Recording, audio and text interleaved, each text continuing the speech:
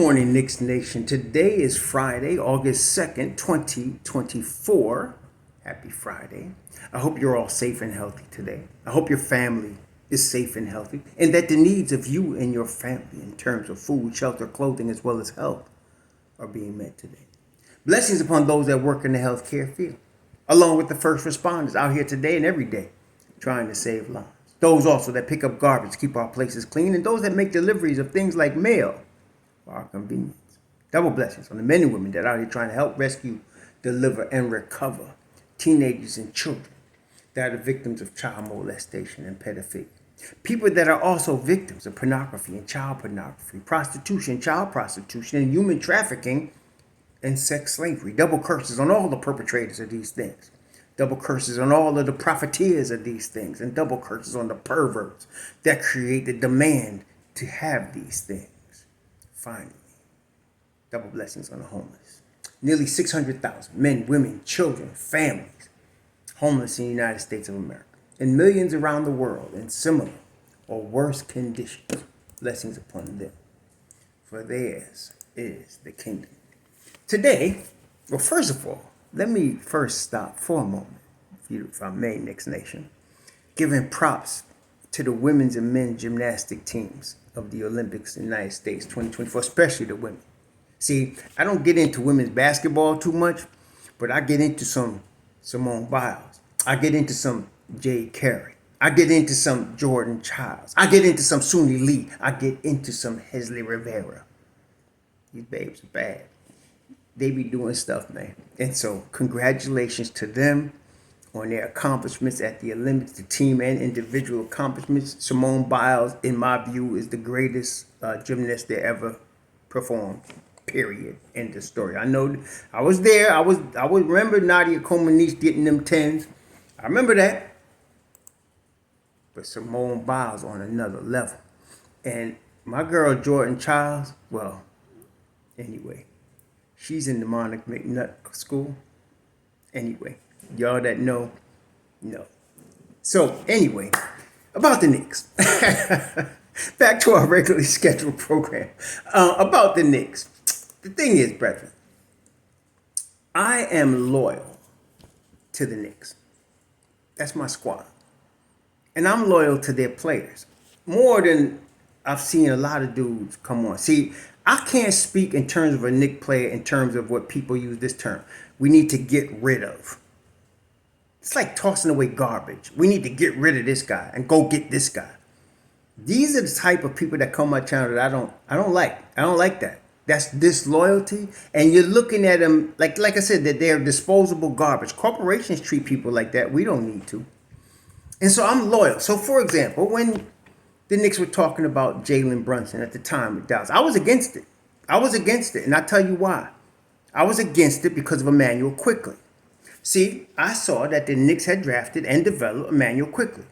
Even though at the time when I saw Deuce McBride come on board, I was really favorable to him, but I was more favorable to the fact that the Knicks developed Emmanuel Quickley. He was a starter level talent in my view, who had come off the bench to start his career for Tom Thibodeau, and he should deserve his shot at starting. So when they were talking about going to get Jalen Brunson, I was not happy about it because I was loyal to our guy. And then that summer it became apparent that once they signed Jalen Brunson, that Emmanuel Quickley was never going to start for the Knicks. Then I understood that there was a strong possibility of him leaving because there were a number of teams, like I had said at the time. I mentioned Toronto, I mentioned Washington, I mentioned Minnesota. I mentioned a few teams that I knew would be interested in handing him the keys as a starting point guard. And I also knew he deserved that. So that's when I started talking in terms of the possible trade with him and RJ for OG Anunoby or Mikal Bridges. Of course, Don ended up getting both of them cats. But I was at the time just talking about OG. So I'm loyal to our guys that are working hard to get their positions that come up in the Knicks organization. That brings me to the latest Knicks signing. And it always drives me crazy because Knicks Nation, some of y'all are just transaction oriented and you don't really care. You just want to see a transaction. You just want to see a deal done. You don't even care if it's a who player, whatever. Or and some of you just throw names out there without thinking about whose job that new name you're throwing is going to take because you just want to get rid of guys. Just get rid of him and go get him like you're taking a piece of loaf bread off a shelf.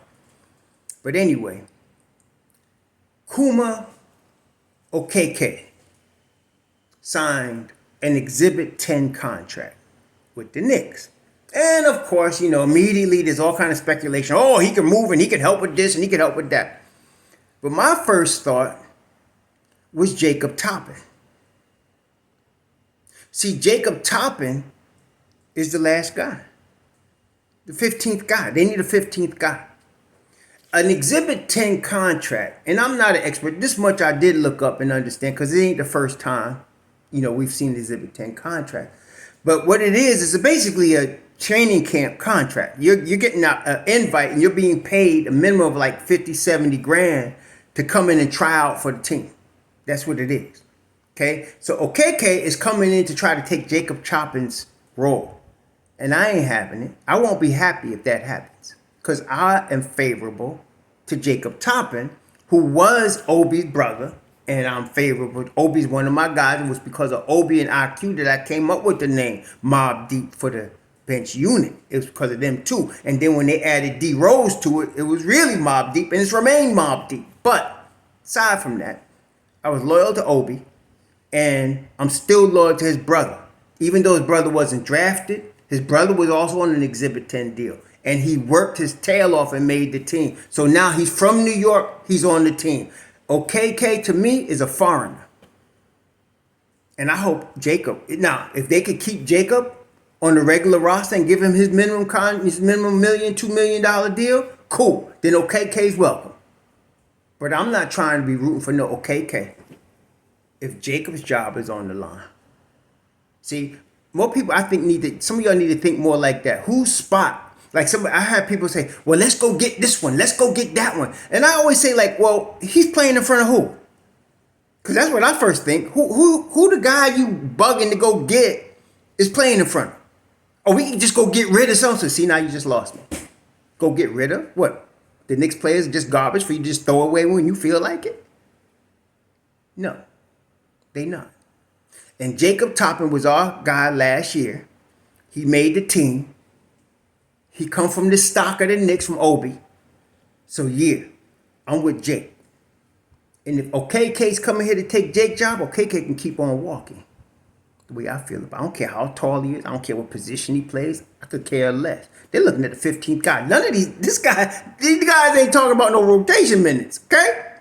We talking about jobs though. So I hope Okeke go get his money. But if he taking Jacob Toppin's position, not today. Not with the Knicks. Y'all enjoy your Friday. Sure.